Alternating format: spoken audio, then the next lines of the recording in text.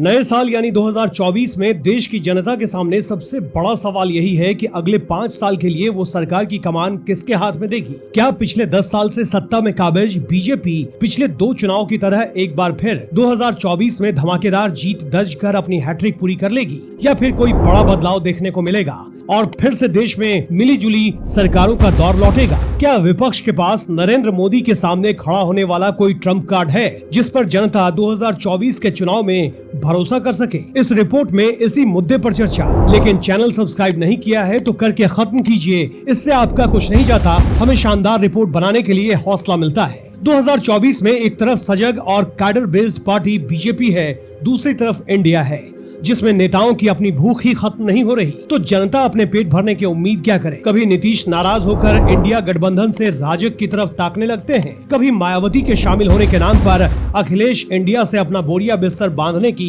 धमकी देते हैं। राहुल की पार्टी कांग्रेस अपना अलग राह अपनाती दिख रही है। उन्हें आज भी अपने परंपरागत वोट बैंक पर भरोसा है कि शायद वो अकेले दम पर मैदान मार लेंगे, इसलिए वो इंडिया में है भी और नहीं भी। ले देकर एक नाम बीएसपी का बचता है जो अपने वोट बैंक को लेकर आत्मविश्वास से लबरेज है और उनको लेकर गठबंधन में भी कोई रार नहीं होगी, ये चुनावी विश्लेषक मानकर चल रहे हैं। लेकिन मायावती की पार्टी को सभी इंडिया दल अपनाएंगे और मायावती को पीएम कैंडिडेट घोषित करेंगे, ऐसा लगता नहीं है। यानी कुल मिलाकर इंडिया गठबंधन के ताने बाने को धरातल पर उतार पाना फिलहाल नामुमकिन ही लगता है। यही वजह है कि पीएम मोदी भी अपनी जीत को लेकर आश्वस्त नजर आते हैं। प्रधानमंत्री नरेंद्र मोदी की माने तो जनता मिली जुली खिचड़ी सरकार से त्रस्त हो चुकी है। मिली जुली सरकारों से उत्पन्न अस्थिरता से भारत ने 30 साल गंवा दिए हैं। लोग मिली जुली सरकारों के युग में सुशासन का अभाव, तुष्टीकरण की राजनीति, भ्रष्टाचार देख चुके हैं, जिसका परिणाम ये हुआ है कि लोग आशावाद और आत्मविश्वास से हाथ धो बैठे और दुनिया में भारत की छवि खराब हुई। इसलिए स्वाभाविक रूप से लोगों की पसंद बीजेपी है। रिपोर्ट आपको कैसी लगी कमेंट कर जरूर बताएं, शेयर और लाइक जरूर कीजिए।